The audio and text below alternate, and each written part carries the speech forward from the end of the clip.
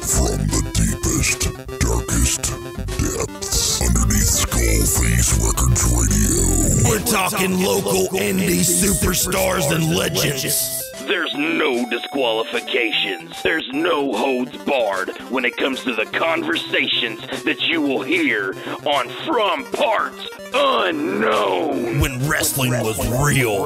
When wrestling was awesome. Not this fucking bullshit that you see today. Ladies and gentlemen, at this time, I would like to introduce the tag team champions of the world, Nick Harms and Juicy Jimmy. I miss Fat Albert, man. Me too, Straight man. up, I loved it when I was a kid. Mushmouth was my favorite. Well, you know what I'm going to say, man? If we're coming in hot like that, I miss Bill Cosby. Hey, no shit, Jello pudding pop for days. Picture pages, not a lot of picture pages. You remember that shit? Yeah. His fucking, the very first thing I ever seen him was like some kind of cartoon thing where he drew shit. Wow, damn. Mm-hmm. Was he roofing kids? That's a big question. You know how he hosted that one thing, kids say the damnedest things. I guess they do if they're fucking roofied. God damn. Brutal. I'm telling you, though, I missed Cosby, though. I do. Yeah, he was funny as fuck back I thought he was great. The Cosby Show, man, was one of those shows. Groundbreaking. Like, fuck, if we talked about, like, top 10 sitcoms from our childhood or all time. It's got to be in the conversation. You know, like... Just straight up. Yeah, you're a fool if you say it's not, man, or if you judge it. Yeah, so let's make this fucking let's tie this into wrestling real quick. Yeah. So Bill Cosby, you know what I'm saying? Great sitcom. Great, really moral if you watch what he did. Terrible ending though. Yeah. Well, so is what I'm going to relate it to, man. But I still love the Cosby Show. I still love fucking Different World. It's a different world. Yeah. They were good shows, Dwayne Wayne and shit. But Chris Benoit. Yeah. I mean, you're not supposed to like him because of the ending of the story. I can't do that shit, man. Man, here's the deal. Like, as far as in-ring talent, he's got to be in top 5-10 I've ever seen. Yeah. In my life, as far as in-ring. What was your first remembrance of Chris Benoit? He actually came in to, I believe it was one of the Super Brawls, and wrestled Too Cold Scorpio in a fucking epic match at WC Dub. Like this is before he even, I think he went and blew up in Japan, just to be real with you. And like, man, he came with a mask for a little bit and stuff, right? Yeah. And then, you know, that's when him and Benoit and all those guys, or Guerrero and all those guys went to ECW for 6-8 months or maybe a year, and that's how they got jobs in WCW, and that's how they blew up. Like, but man, those dudes in that Malenko, watch his old matches. My God, you know. If you had to, okay, I'm going to do a match versus a match, and you have to tell me which match is better. Malenko versus Benoit, or Jushin Thunder Liger versus Pillman. Which one's better? That's tough, isn't it? We're talking about the first Pillman versus Liger match. Oh, yeah, right? The one you remember.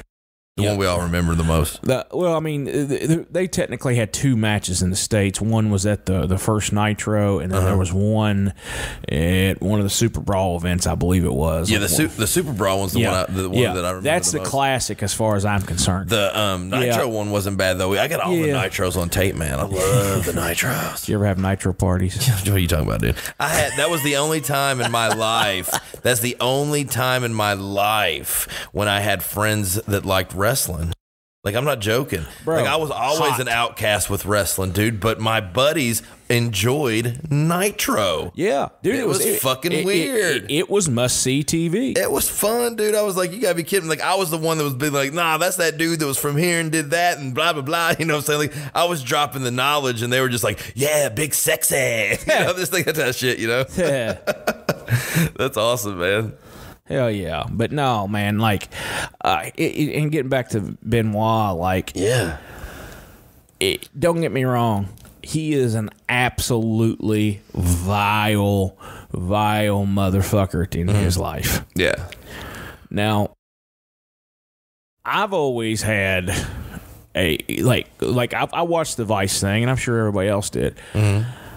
I'm not so sure at the end of his life if like I'm pretty sure that the lights were on at that point, but but was it nobody's home? Yeah, nobody's home. Like for real, do you judge like think about? I mean, seriously, let's bring this in a little bit and bring it more personal. Think about some of you. You know, we all have family. Yeah, we all have family who's growing old. Some people, man, when they get fucking, you know, and the thing is, a wrestler's brain from being concussed so much gets old a lot faster. So his brain looks like ball players. Yeah, man. So their brain is old. And when a person's old, sometimes, man, things happen that's not the familiarity to that person's normal, you know, state of being. And to hold a lifetime of awesome achievements and just throw them in the water and let them fall, that's ridiculous. Yeah, I mean, I agree with you. However, WWE is a publicly traded company, and man, like, I understand why they take such a hard stance on it. So me and you need to make a Chris Benoit DVD. Well, they did. They did when he was heavyweight champion, if you remember. Oh, yeah, absolutely. Yeah. Hard Knocks or whatever it is. But, like, man, like... And it's that way for a lot of wrestlers now. Like, it's not just him. Like, there have been some vile motherfuckers involved in this. Oh, like, yeah. What was the dude who had the radio, that rock and roll Zumboff? Oh, God, yeah. But rock and roll Buck Zumboff. Yeah, Buck Zumboff. God damn. Sorry. God damn. Yeah, he kind of went south too there. If that's what you want to call Once it all came out and it got exposed by him, man, it was like, oh man, rock and roll, right? More like he ran toward the high school. Oh. Jesus. High school rock and roll Buck Zumboff. My bad on bringing up old Zumboff, but that's USWA for you, man. Yeah, well, USWA had them all. Well, like good, the bad, and the ugly, baby. Jamie Dundee, baby. There you go. Oh, I JC Ice, baby. Like, man, but Buck fucking wild. Man, I love Jamie. Bust me up on a PG-13 story, man. What the fuck you got? What kind of PG-13 story, man, you got for me? Okay, and there's no way I'm going to do this story justice, okay? So, I worked for Jamie for a little bit in Evansville. Oh, gotcha. He booked for a year and a half-ish, maybe even 2. And he had shows on Wednesday nights, and I would bring my gimmicks up there for sale, and I'd have old LJN, and I had a junkyard dog, and Jamie wanted to buy it. Okay. What was it, like a pristine one? Did you have them in box? No. So they were just loose LGNs? Just loosies. And he says, yeah, I got a wrestler room for all the dead wrestlers I knew, blah, blah, blah. And then he proceeds to tell me this story about how JYD was in that building and he how much crack JYD did. And, like, it just crushed my fucking childhood, man. Like, and that's another dude. Like, you know, a lot of people tell you he's a piece of shit. You know, some days I'd probably tell you that. He's brought a lot of negative shit on him, and a lot of it is much deserved. You know, so you know, but it is what it is. You know. So with PG-13. When I first seen them, it was the Memphis, okay? Yeah. And they were a little bit smaller, but they had that really. They were a great tag team. They were together. Yeah. And that's what separated them, I thought, from other teams that were maybe kind of that size and not getting no kind of push. These guys were together like fucking, you know, they reminded me of the Midnight Express and stuff, man. Yeah. But I think they were trained really fucking well. You know, I could imagine just being like learning how to wrestle in the Memphis area. It's amazing. I mean, that's what made the best, right?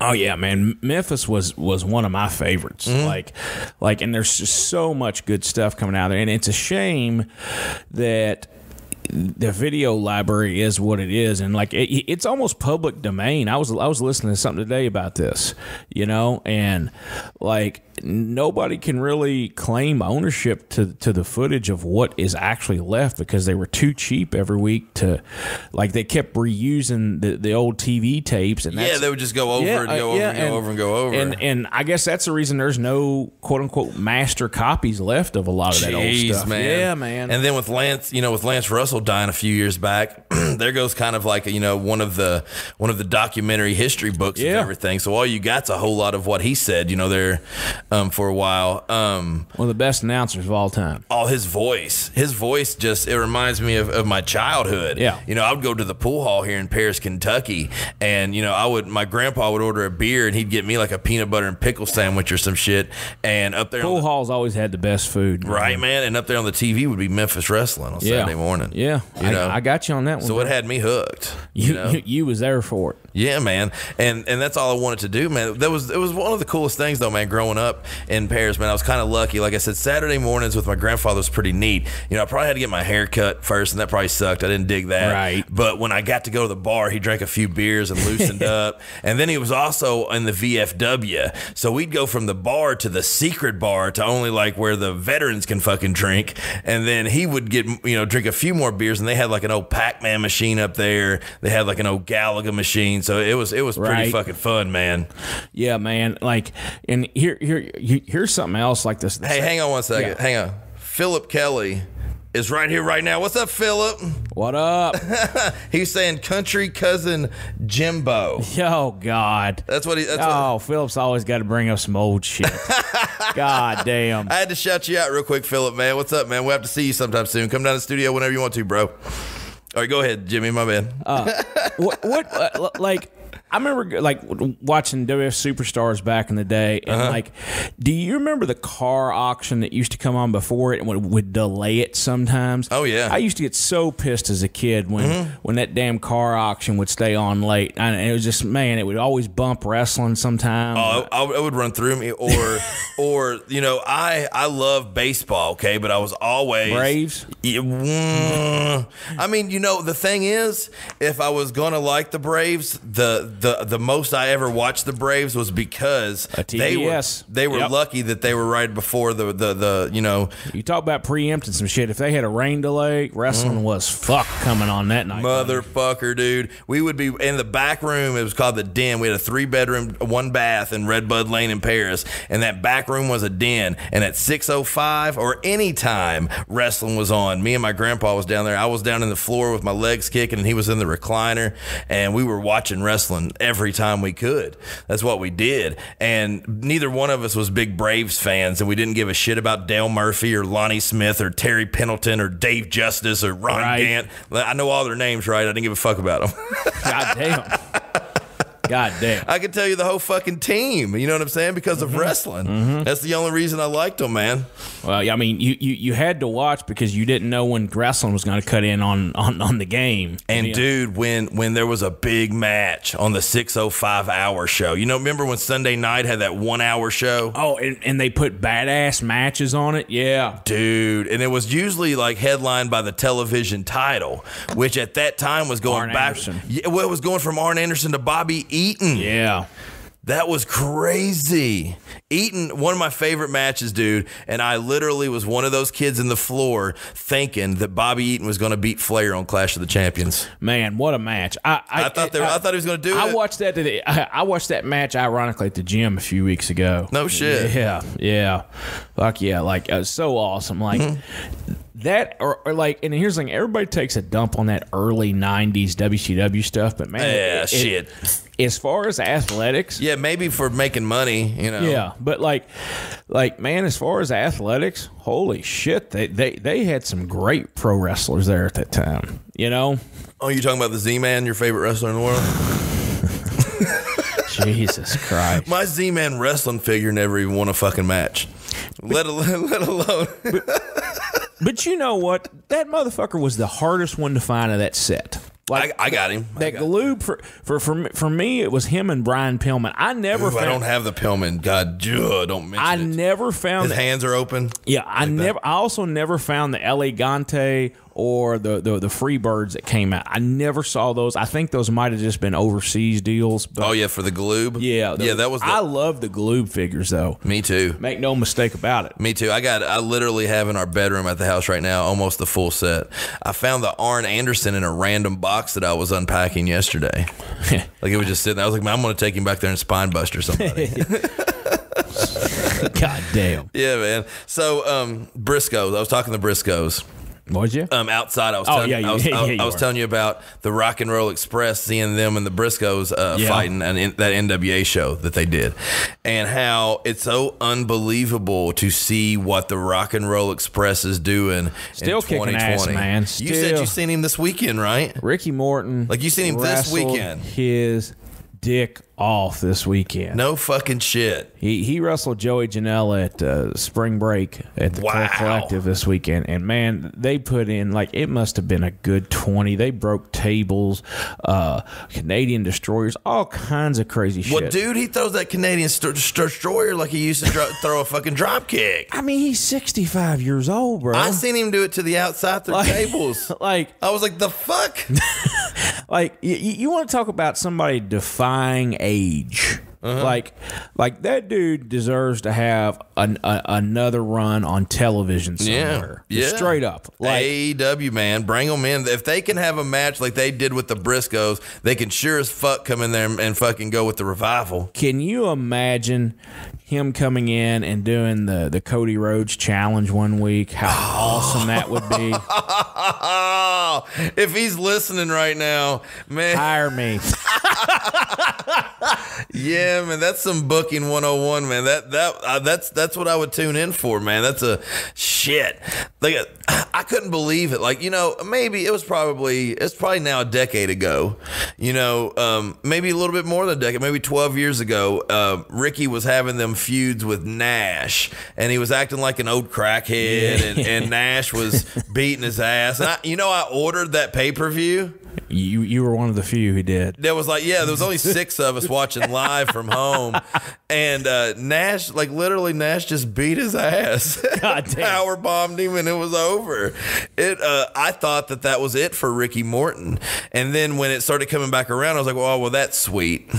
And then I started seeing the matches, and I was like, you got to be fucking kidding me. What in the fuck happened? DDP yoga? Yeah, I got to start doing yoga. No shit. Get you a yoga mat, buddy. Right? I got the DDP tapes. Well, shit. Yeah, I got some carpets. You got no excuse now, buddy. I really don't, man. I need to get myself in shape, man. I'm not joking, dude. I've been get your ass motivated. Yeah, I need to, man. It's hard to. You know how it is to get that first few days, the first few weeks, and all that good shit going, man. But once you get going, you feel better. Yeah, and you feel like a dumbass for not fucking doing it. So fuck yeah. So man, what's wrong with this? What? I guess I'm ugly because you pretty, Jimmy. Oh, I'm a sexy bitch. It must be my ugly ass that Joe keeps standing us up. What's going on with him? The streak is gonna come back this week. You think? Yeah. Well, I propose a challenge. Okay. This is the Nick and Jimmy challenge. Yep. We together as the podcast tag team champions. I'll point at the camera too. That way we have synergy. There you go, synergy, baby. Joe Lucas, we're getting you in the studio. Don't let us remind you that there's Leonos. Yep. Don't think that we won't buy you a 12-pack of Squirt. We ain't scared. we will buy your love to have Joe Lucas back in the studio. Natty Ice. Yeah. Natty Ice, Leonos, Boom Badown, maybe some tobacco for his pipe. Yeah. We'll be good to go. I think we can do it, man. I think we're going to have Joe for president back in the studio, hopefully, this weekend. There's just so many issues we've got to talk with him on the air about. Well, there's so much history, man, and nostalgia there that it's just, that's what you want, man. You want to grab that, and you want to learn it, and you want to fuck it. To me, it's like a milk bone. That's one let's fucking just eat on. Joe, you a milk bone I want to eat on. A milk bone you want to eat? Isn't that supposed to be neck bone? I don't know, man. God. That's funny, man. Well, fuck it, dude. We are doing a radio station, man, so we can take a quick time out, man, and we'll listen to some music. Yeah, you know what I want to play, DJ Slim? I might have to get the okay for this, but this might be an exclusive. Go for it. I want to play Skeen's new cover. Ooh, do it. Yeah, what's it called exactly? Well, how should I announce it?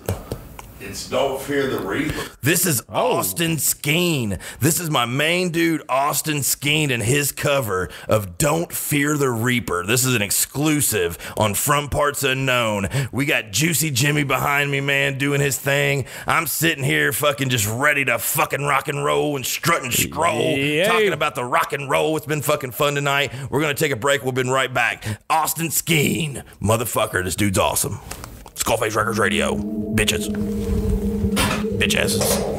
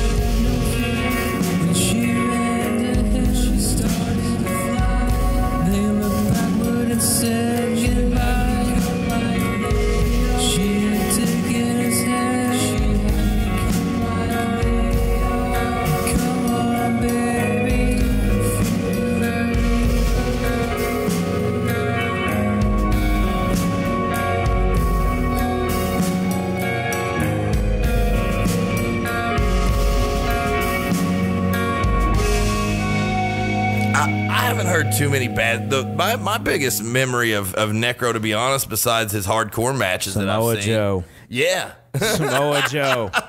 What a fucking match, right? Yeah, hell yeah. Dude, and then he was on that movie with the wrestler. Yeah, what'd you think about that, man? For actually, we tuned in late on the actual live recording. You guys just got some Patreon that's gold. Yeah. So if you guys tuned into that, man, you fucking owe us $6.75 a piece, and we wanted a check form put underneath the door before the week's over. Period. Shit, I want it in cash. What tell you? Cash money, motherfucker, or Mountain Dews. Yeah, Whichever. Both are good.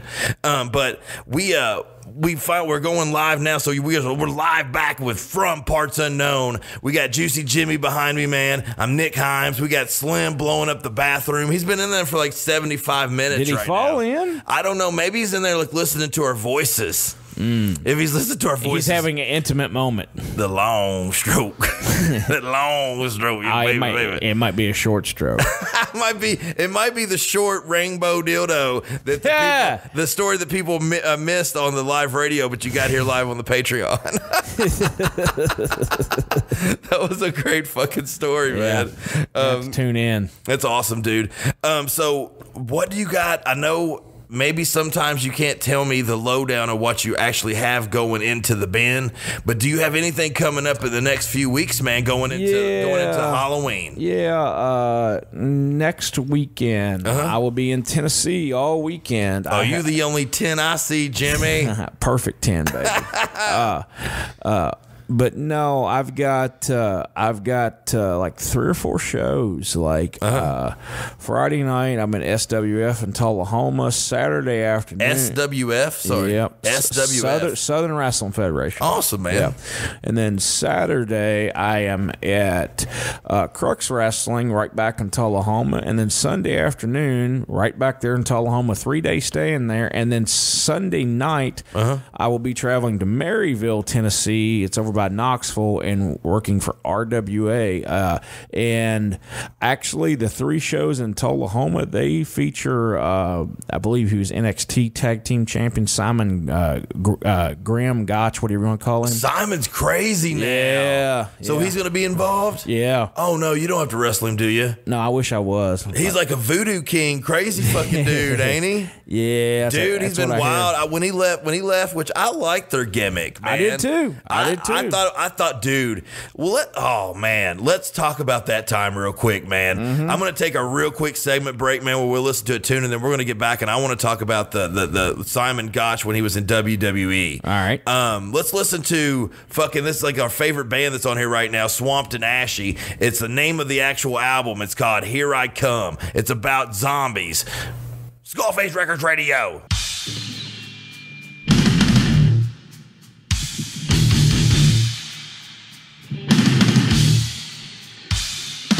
I've been fucking missing. Now I'm stumbling at the door to explore as a new type of carnivore. It can't be explained what I am anymore. Zombie ain't me, the world war. Much more than gore. Their brains give me more. Much more than gore. Their brains give me more. Much more than gore. Their brains give me more. Much more than gore. Their brains give me more. Everybody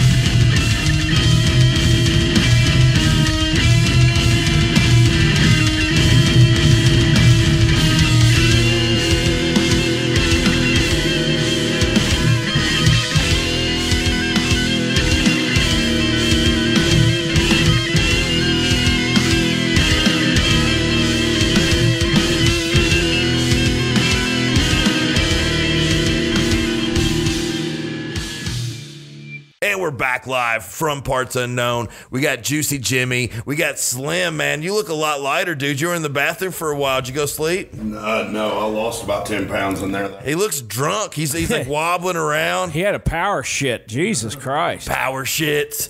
Power shits. Power shits. Hell yeah. Gordon buffet. Oh, did you go eat some Asian buffet today? I know why you went. What? I know. Well, Oh, girl. oh, he's trying to. What's going on, Juicy? Is we're trying to get him a date. I actually have a show that I'm going to start doing. That's one of our shows that we do, where I have people calling in, and I'm going to kind of like be the in between, the Cupid, as to say, for these two guys. Hell yeah! And I'm going to try to find the best one for Slim. It's like a match game. Yeah, man. And I'm not just talking 2 or 3 people. I'm going to have like 24 women. Wow. Yeah, I'm going to have selection because I don't want him just to give in to any old hoe that's going to make him think that they're going to hang out at the park and then she don't go. Yeah. Yeah. We ain't having a hurt feeling Slim up in the studio. Hell yeah. Letting it be known. But, dude, so the tag team with Simon Gotch. And who was his partner on that? Bro, honestly, I can't. I can't either. Can you name the tag team? The Vaudevillains? The Vaudevillains. What a cool concept. Oh, yeah. Like, I thought it was cool. And they wasn't bad. And then they made the dude that was his partner start fucking singing.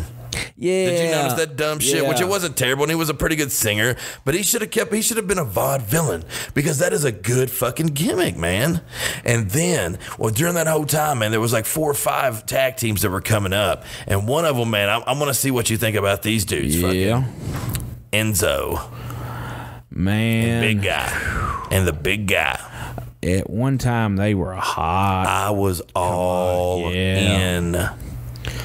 Yeah. I thought that I was more into them as a tag team when they were fucking getting it going on, man. From NXT, the whole transition from NXT to WWE, dude, they were they were ready. And whoever was in charge of not letting them fucking make them money, that was The Rock.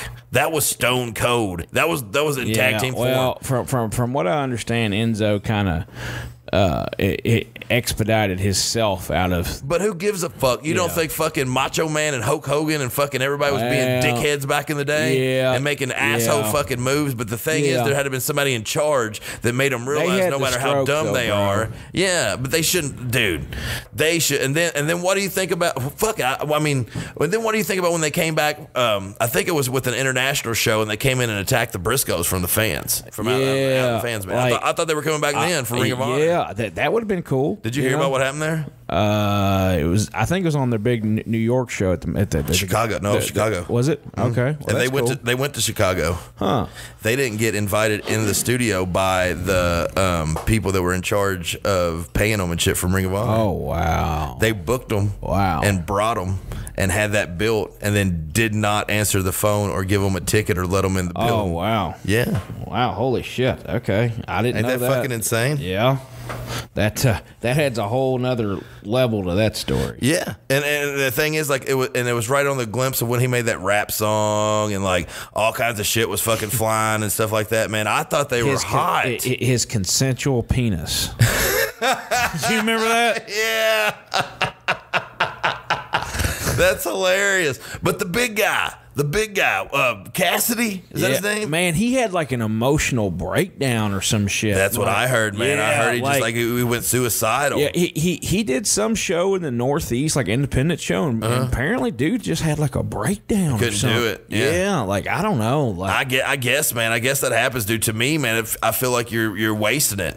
It's like you have that. You're in pretty good shape. You've been trained by WWE for the most part, and they threw you away. See, like, but do what you need to do.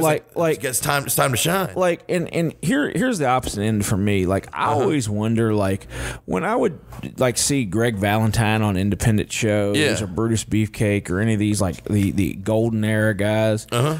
Like, how hard does it have to be to go from like WrestleMania 3 and that whole hot golden era, like in front of like 93,000 people, and back to more eyeballs, and then you're you're right back at the National Guard Armory and there's 40 people there. It's gotta be humbling. You know, like, just to be real with you, it's gotta be humbling. You know, and like, I'm sure a lot of those guys, they depend on their pitcher money and their booking fees and all that, you know, to support them now. You know, like, it's just like that like I've never wanted to be the old guy that shows up with his 8x10s and people talk about how good he used to be. Yeah. You know, like, I've never wanted, and like, that's always been on my mind, man. Like, if you're like me, man, I strive to be better every day. Yep.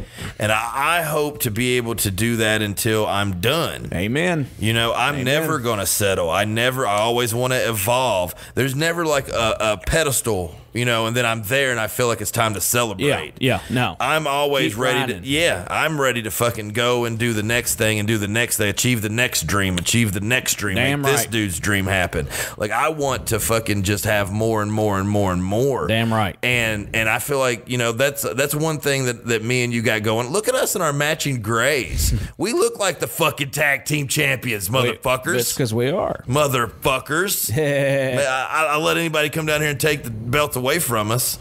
Yeah. Well, for enough cash, yeah. Well, I mean, yeah, actually, for $19.95, you guys can have all the belts you want. Just let us know. You can be a champion. Everybody can be a champion. Everybody can be a champion for $19.95. Just come on down here to SkullFace Records. Get your SkullFace catalog and send us a self-addressed P.O. box payment. You know? All right, so you hit it, and I remembered it, and I'm gonna ask this question real quick. All right, hit on it. So I was strutting and a cutting, man, at a young age. I liked Brutus Beefcake before I even knew Brutus Beefcake had the association with fucking Hogan. I liked him as his own character. I was completely. I was literally fucking a fan of Beefcake when he beat Perfect and took away his Perfect record. As much as everybody hated it when Henning lost his Perfect record, We all make mistakes to Brutus in life, Nick. Beefcake, I was happy. Whoa! We all make mistakes in life. So take me back, dude. Fuck Beefcake. Oh, really? Yeah. So you're at a show and it's you versus Beefcake. What's the year? Where you at? It was What actually happened? me. It was in Chillicothe, Ohio. Chillicothe. 6, 7, 8 years ago. And it was me and this random dude they threw me with against him and Greg Valentine, the Dream Team. Ooh, no shit. My partner was deaf. Okay, I can't make this shit up. And somehow I convinced him. I said, I somehow got across to him that he should go attack Greg Valentine before the bell. And he did it. I was fucking around, man. Oh, you were like joking? Yeah. And he was like, "Ah!" Because, like, you know that's those guys' match. Like, it's about them. Yeah, you're there. Yeah. And, like, Happy moment. he attacked Greg Valentine, and Greg Valentine beat the absolute dog shit out of this He got kid. mad, huh? Yeah. And anyway, after the match, Beefcake put me in the sleeper, and he cut my hair, and blah, blah, blah. How long was your hair, dude? It was a lot long. So did you let it grow for the match, though? No, it was coming out? No. I had longer hair, and like to his credit, he only took a little bit of it. Like Yeah, it just wasn't enough to kind of throw around a little bit. Yeah, and then the promoter fucked me on, like, I was supposed to get extra money because doing the haircutting deal and all that, but like, Oh, that's weak. yeah, I got fucked. But like, man, Still a cool moment, though, right? I mean, was it like a childhood dream, but was it No. it was underwhelming, huh? like they were just kind of assholes. Oh, Like, just gotcha. to be Fuck honest 'em with then. you, yeah. Fuck 'em. Like, but yeah, like I just Well, here's an open challenge, man. Beefcake, Hammer.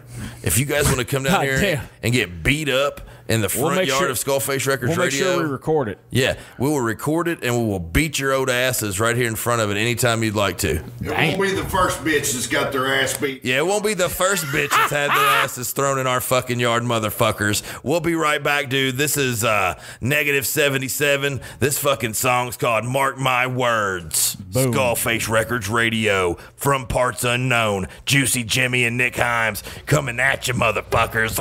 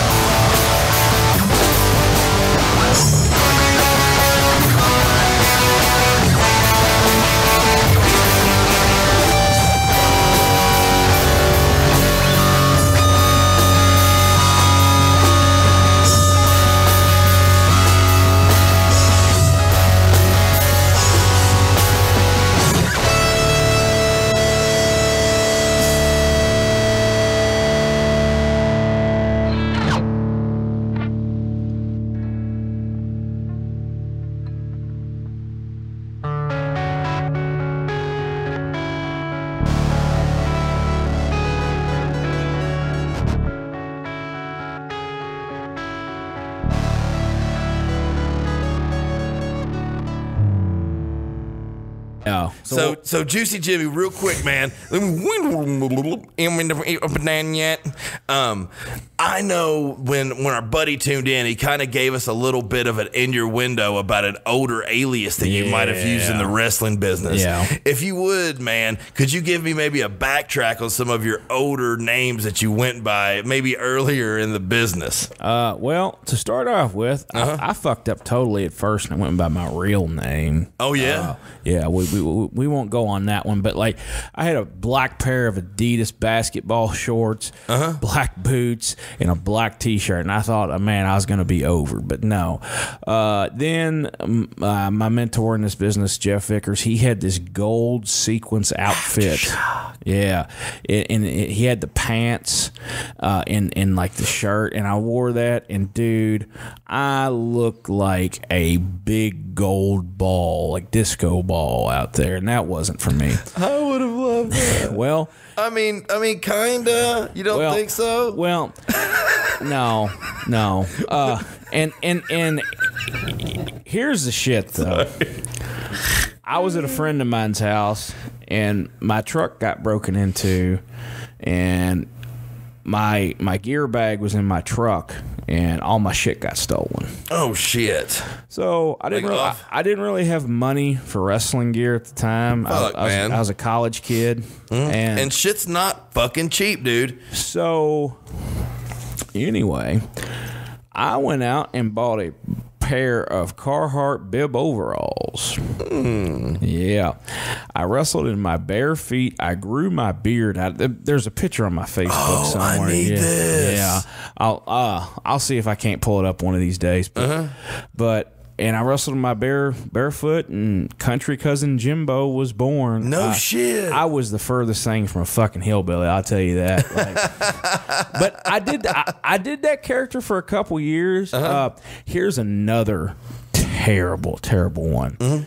Gentleman Jim Chadwick was doing a thing where he was the president of the MWA. Oh, gotcha. Okay, and he brought out his Secret Service. Okay, which is me and another guy. Ooh, that kind of seems cool, right? So did you come out like suits and yes, black glasses? Yes, except where in the fuck did you get a fucking suit? I had one. It was a gray one, but I tried to wrestle in the white shirt for a little bit and black pants and like Big Bubba? Yeah.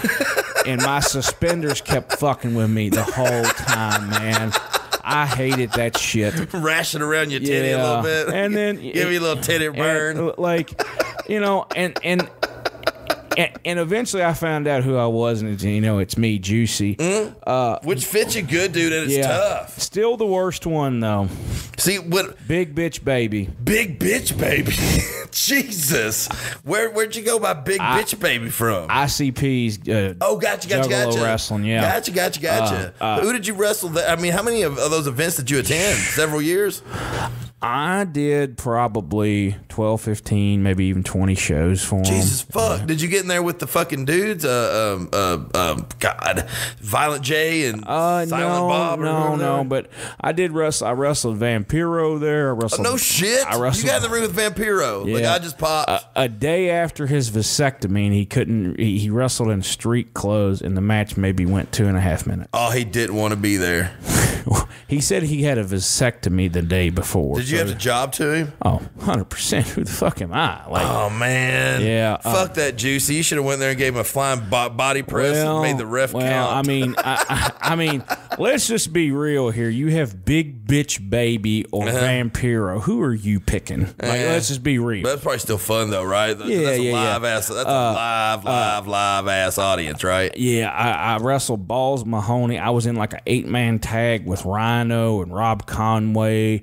I wrestled Eugene one week. No shit. Well, I think actually, real quick, Jimmy, I think Slim's trying to tune in with a question. Sure. Well, a live question in the studio by Big Slim. I wonder. Wow. I saw a video on YouTube. Where this dude dressed up like a banana was interviewing Jimmy. No shit. Yeah. Where was that at? Jimmy had blonde hair. It was all fucked up, too. It was fancy looking? And No. he was looking like Brian Knobs. Do one of those, like, after match promos. with Gotcha. Jimmy. Yeah. And he was over there, and Jimmy kept fucking with him. Yeah. On the top of It was a big banana. His stem. His stem banana of his stem. banana. Yeah. We'll have to get that on tape, man. Like I said, I feel like, I'm not even going to dig into it yet because I hope me and you are, this picture right here that we're looking at, I hope me and Jimmy do these shows for a long, long time to come. Let's hope. And when we hit it going, man, I'd like to really kind of, go with your career and kind of show the evolution of Jimmy, from back in the day to now, because the cool thing is you're in the business the time when the video camera's popular. Well, yeah, and man, a lot of the older shows, you were lucky to even got them filmed. Yeah. Because people have video cameras, but it's a question of what happened to the footage after the fact. Nobody was taking it seriously. It was just a live show. Yeah. And that's the cool thing now. Virtually every show you work at now is filmed and distributed somehow through some kind of which is pretty cool, streaming. Man. You know, that's one thing I have. I have a huge collection of DVDs that I've collected over the years, and those are things that I really like because once I get bored or something, that's what I roll through. See you, Slim. Yeah. Slim's outskis. Or your internet goes down. Or your internet goes down. Or, I just I'm old school, man. I collect CDs. I collect DVDs. I collect any of the probably toys got some 8-track. I do. I have a whole fucking closet of 8-tracks, dude. Those and tapes. I really do. I have, believe it or not, I have this little gadget that you can put 8-tracks in to play in a tape player. Hell yeah. Because it was right there from the, where 8-tracks went into that fucking, it was, I don't know, man. I'm just into shit, dude. But so. It happens. One of my other passions is indie wrestling. And you being a modest man, you always are promoting this show that happened this past weekend, which is an incredible event. And I'm very jealous that I missed it. But you have not hit on what you did that night, dude. You didn't let us know. And I know you were in 2 fucking matches. One was a lunch match, and there ain't nothing I like better than a fucking good lunch. A lunch match? What wasn't it? Was it like a brunch? Yeah, it was a. But it was at lunchtime, right? No, you guys just got in the ring and ate lunch. Lunch lady land. Jesus. Lunch lady land match. Sloppy Joe. Sloppy Joe versus.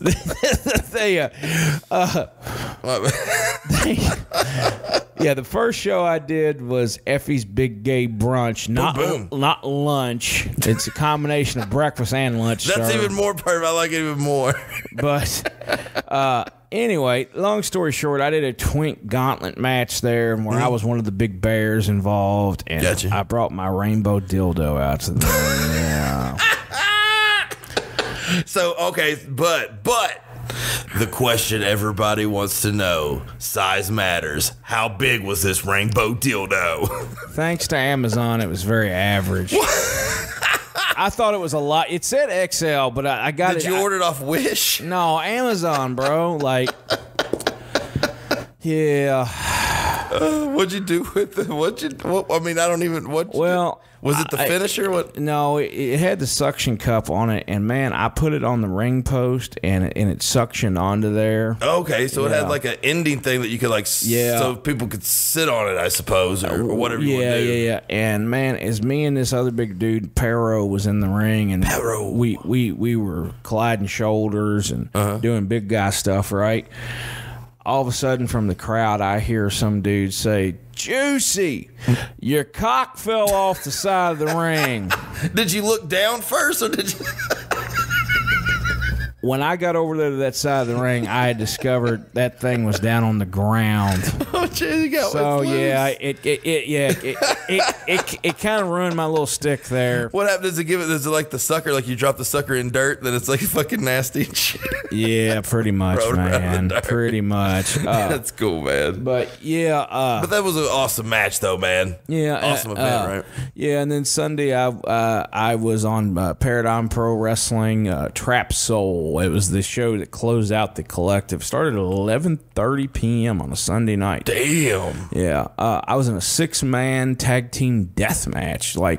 Dude, it was the Rejects, John Wayne Murdoch, Reed Bentley, and Akira against me, Patrick Heater, and Nolan Edwards. And, bro, we got crazy. We had light tubes. Well, dude, We you had came thumbtacks. you came in early to the studio tonight, man, and you look like still that you was just in a fight. Yeah, I mean, I feel like shit, but Yeah. it happens. Like, but no, man, like, dude, we got down for ours. Like, I'm telling you, the glass was so thick in the damn ring. The finish of the match was a Canadian destroyer off the top through a flaming door. Yeah. Yeah. But all right, you didn't take the pin though, did you? No. So there might be some unsettled business there. I hope so. Yeah, man. Any day I can wrestle the rejects, I am there because it's an absolute fight, and I love it. Fuck yeah, man. Fuck yeah, man. I wanted to watch that with you live. You so can hopefully, watch it on Fight. Well, I want to watch it with you though. Okay. So it's got to be me and you watching it on Fight. All right. And I think maybe next week. I know we got some cool guests that we're going to have in the next few weeks. But maybe what we can do, or maybe when Joe's in here, when we kidnap Joe, we got to kidnap Joe one more time. We do. And if we get in here Sunday, maybe we can watch that match. From this past Sunday night. That would be awesome. That would be really fun, man. So, dude, fuck it. It's been another good show, man. Hell yeah. I appreciate you coming in. I appreciate everybody out there. If you guys want to like and subscribe, dude, we're going to have a Twitter soon. We're going to have a lot more social media type styles and outlets coming real soon. So stay Spotify. tuned. All that good shit. You'll be able to find us on Spotify. We already can. You can now. Yeah, you can already listen to us and like and share and all that shit, man, and tell us how fucking awesome Jimmy is and how ugly I am. And if you want to know stuff about us, if you got any questions, inquiries, you can also call in to 859-588-6456 from Parts Unknown. We'll see you guys later. Peace out. Yep.